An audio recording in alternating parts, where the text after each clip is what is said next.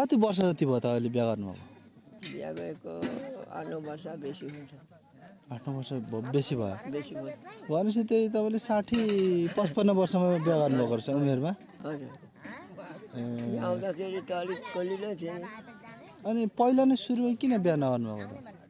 एकदिन चाहिँ अब पैसा जाङ बोकियो, यताउता कता जाडक्सी भेट्यो, किने भुक्कु खायो, त्यस्तो छ। तन्नेरीमा आफूलाई जाँदा हुन्छ अरे त्यही हो। भनेपछि पोपा 16-17 खसी पनि पाले अनि मन अर्काको छोरी ल्याएपछि अलिक बिग्रियो। मैले खेतीपाती गर्दिनँ, त्यही अब बोनी गरेर खान्छु। अनि जेठीपट्टि चाहिँ एउटा मात्रै थियो, छोरा थियो। याद भएन भनेपछि? याद भएन नि। अब अर्कोले खानबारी जाँदा अब उयोतिर त अब चियाबारी भन्छ, त्यहाँ म बसेको अनि उताबाट उनीहरूको सल्लाह थिएछ अनि त्यो जालले मारेपछि म पनि जानु भएन माथि। अनि मेरो पालो चुपचाप लागेर आयो। अरू बाटोले भातोका चिलिम फर्काइ सक्दैन। भनेपछि अगाडिको चाहिँ तपाईँले बिहे नै गरेर ल्याउनु भएको कि माया पिरतीमै ल्याउनु भएको? त्यो चाहिँ बिहा गरेँ। बिहे गर्नुभएको? बिहा गरेँ। हाम्रो काल दाजुको साली हो पहिले। तपाईँको सोल्टी नि? हजुर। त्यो चाहिँ तेरो हात यो 3टा थिएन, यो 3टा थिएन, यति 2टा थियो। के भएर त्यो चाहिँ नभएको? घोलिने माटो खुनेछ कि निकै 4-5 हात उँभो थिएछ, माथिबाट माटोले किच्चाउँदा ढुङ्गामा कोरेछ र यस्तै काट। हजुर। अनि निकालेको थियो। निकाल्दाखेरि त्यो अम्लै चलेन? अम्लाई ढुङ्गामा किच्चाउँदा भाँचिजान्छ। भाँचिको नि? भाँचिको नि। यो 3 टाउली त थिएन। सबै गएको थियो। अनि तपाईँको दाजुभाइ चाहिँ कता हुनुहुन्छ? सबै मरे नि। त्यो एउटा छ त्यति नै। अघि यहाँनिरको होइन, यो त साथी हो। साथी थर चाहिँ एउटै हो। दाजुभाइ चाहिँ भक्काभक मरिहाले? मरे नि। एउटा क्रिस्चियन पसेको पारीमा छ। क्रिस्चियन पसेको? हजुर। ऊ आनन्द छ, छोरा बुहारी छ अब उता पारीमा, अनि ऊ त दादा भइराखेको छ।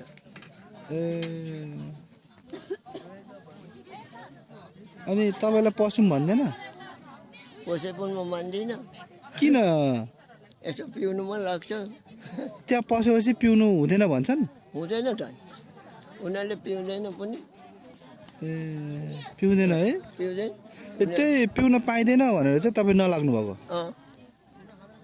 म चाहिँ पिरने बानी अब आफूलाई तिर्सना लाग्छ। अनि के भन्छ यसु भनेको चाहिँ के कसरी बुझ्नु भएको छ तपाईँले?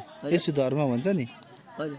त्यो चाहिँ के हो, कसरी बुझ्नु भएको छ? उनीहरूले अब रक्सी के जाँड पानी बन्दा उनीहरूले खोलाको धाराको पानी पिएको बाहेक उनीहरूको त्यति नै हो। अनि उनीहरूले चाहिँ के तपाईँलाई के भने अरू? उनीहरूले चिया मात्रै खान्छ नि, खायो भने चिया, त्यही तरुलको तिउन, सागसब्जी, त्यति नै।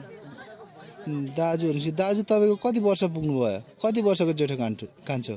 हाम्रो आमा सानैमा आमा मरे, अनि मरेपछि आमा मरिहाले, मोरा जन्माइराख्यो, अनि एउटा गाईले पालेको भन्छ दाजुले। त्यस्तोले के जान्छ? कुन दाजु चाहिँ हो? अन्त दाजु साइला माइला जेठा कैला सबै चिलिम फर्कियो। हाम्रो जम्मा छ भाइ 3 बहिनी, तिनीहरू पनि सबै मरे। अनि पहिलादेखि पुर्खाको बसोबास स्थल चाहिँ कता?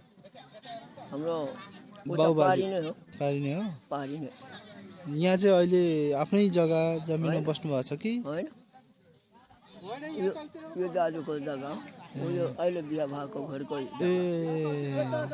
यसो मालिक थापेर बसेको होइन, ठिकै छ।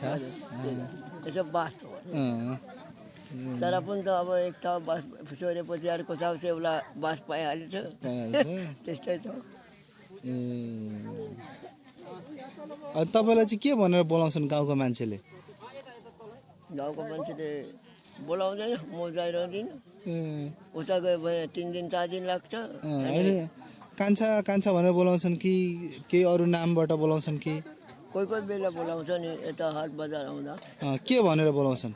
नामैबाट बोलाउँछन् कि? मरि गयो होला, जिउँदै परेछ भन्छ। यता उता कान्छा भन्छ। ए त्यही त भनेको। कान्छा भन्छ। अनि म त हामीहरूले त गाउँमा त मरि गयो होला भन्छौँ, जिउँदै परेछ भन्छ, बोलाउँछ 1-2 वचन अनि हिँडी जान्छ। ख्याल ठट्टा गर्नुहुन्छ? हजुर। ए,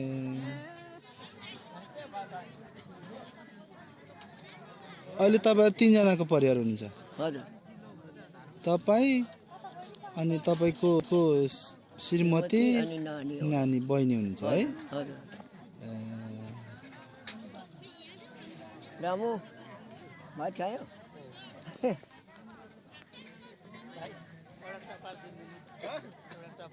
बुढीको सानो ल्याएर त मेरो यसको बाबु त मेरो साला हो नि। माथि आम्मालाई बस्नुहुन्छ, मजाको घर बनाएर बसेको छ, यस्तो घर बनाएर बसेको छ।